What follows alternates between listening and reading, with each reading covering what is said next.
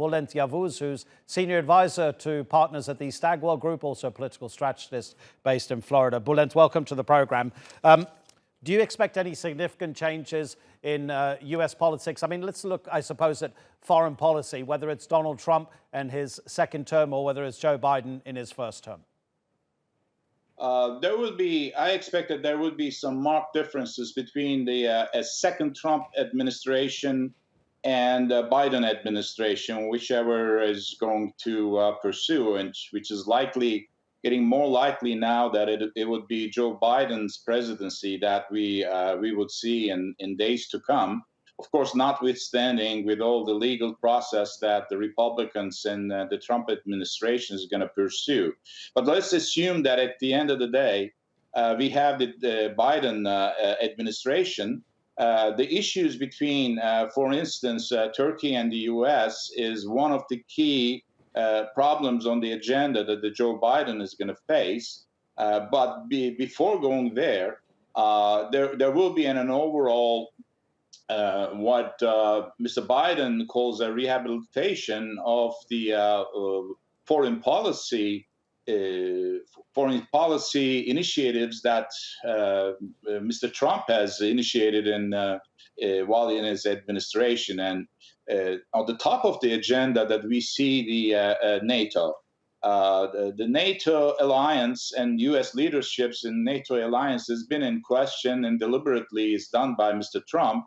And the first thing on Mr. Biden's agenda is going to bring the NATO countries together and look at its future and the alliance that he wants to strengthen the alliance.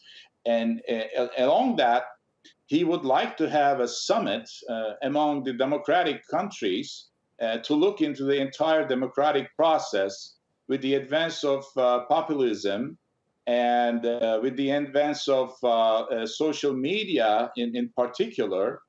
There's been a lot of confusion between perceptions and realities in the past decades increasingly. This problem is going to be addressed as well by Mr. Biden, appears to be, in two fashions. One is with the top technology, the big tech, if you will, companies to really start a dialogue on the cybersecurity and the ways in which the social media operates going in the future with respect to the democratic values. Those are some of the things that we expect. Added to that, Paris Accord, and the U.S. will most likely get back to Paris Accord as soon as possible, and maybe even a stronger terms. We'll look at the alliances, the key partners in the alliance.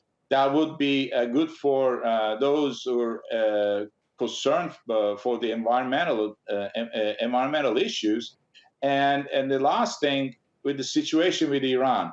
The Iran nuclear agreement is going to be back on the plate, and there might be some changes to it. There could be some alterations, because it would be wrong, I think, to assume that Mr. Biden will take where he was left by Hillary Clinton's and Mr. Obama's, where they left with the entire situation in the Middle East and Iran, because so many things have changed. And also, Mr. Trump has made a lot of positive moves in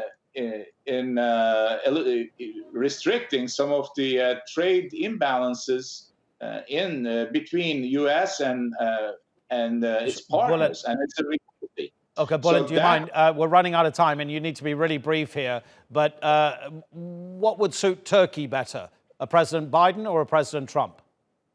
Well, I think that will be a tough question to answer. But the most important thing is for Turkey needs to and continues to express its needs and its rights, especially in the Eastern Mediterranean. This is an issue that needs to be communicated very well with the new Biden administration, because Turkey has a very long border with the Mediterranean, and without Turkey in the equation, any solutions that anyone would think that would be stable, it will be a mistake. Sure. So Mr. Biden and Erdogan has to work together, and I think Mr. Biden will be open to have a fair, look at the whole situation. I'm optimistic on that.